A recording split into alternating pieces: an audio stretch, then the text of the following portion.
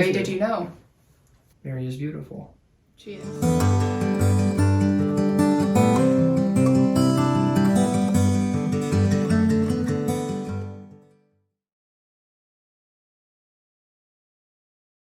Here we are. Collar and veil. Again. We're back. The collar's here. The veil's on. Let's do this thing. May is known as the month of Mary. Many times, even Catholics struggle with Mary. Just beginning to think about her. Why is at times do you think people find Mary intimidating, or what would you have to say about that? Yeah, I would agree that Mary can seem intimidating. But she is so essential to our faith and to coming to know Jesus. So just to start off with this encouragement that that she is worth the struggle that you may be having. Like, her love is abundant.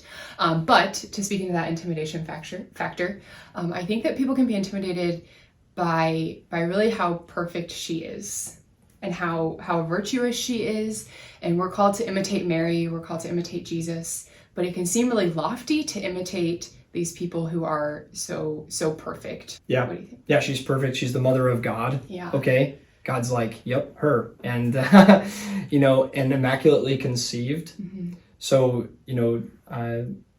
no pain of sin, touching upon her soul. She's immaculate. She's pure. But I just suggest, taking a contemplative eye toward Mary. And she's one who was preparing for Jesus. And maybe that's like an entry point of like considering Mary as the one who just prepared. And, we are all anticipating the way in which God is going to work in our lives. We find in Mary an example of one who did so perfectly.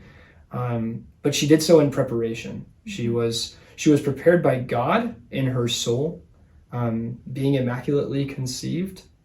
But then that was also like lived out in her life. She was presented in the temple and then lived her life sort of anticipating and preparing for Jesus. What I love is in some depictions of the Annunciation, the angel Gabriel is like stooping down to her. Okay, so it's like it's acknowledging Mary's the magnificence of her soul.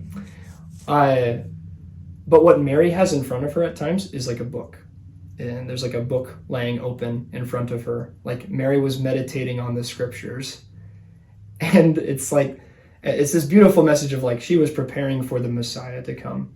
She was preparing for God to come into the world, however that was going to happen. And she was just living in this anticipation, this preparation.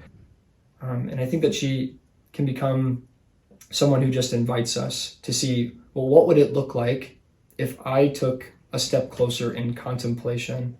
Or what if I took a step closer to in preparing for how the Lord wishes to work through my life?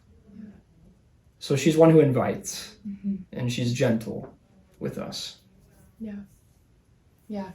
And I think in particularly, she invites us into this childlike faith.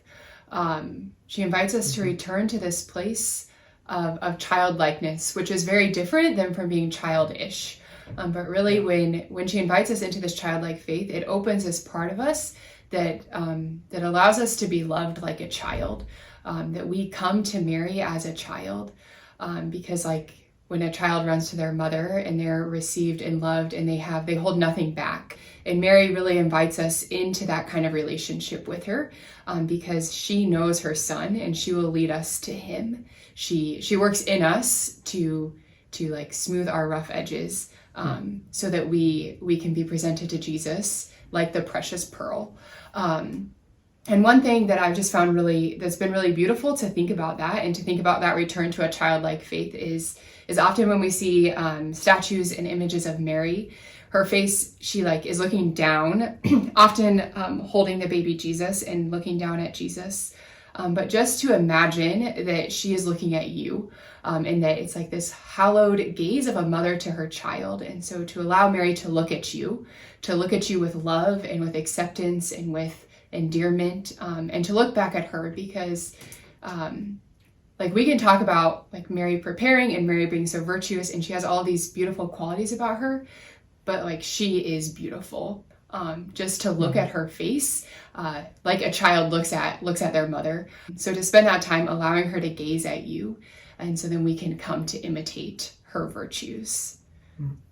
She's the mother of consolation. Yeah. So to look at her in her motherly role helps Yeah. us to become like the children that we are called to be, and to sort of put off childishness, to embrace that childlike trust and faith in God's plans for us.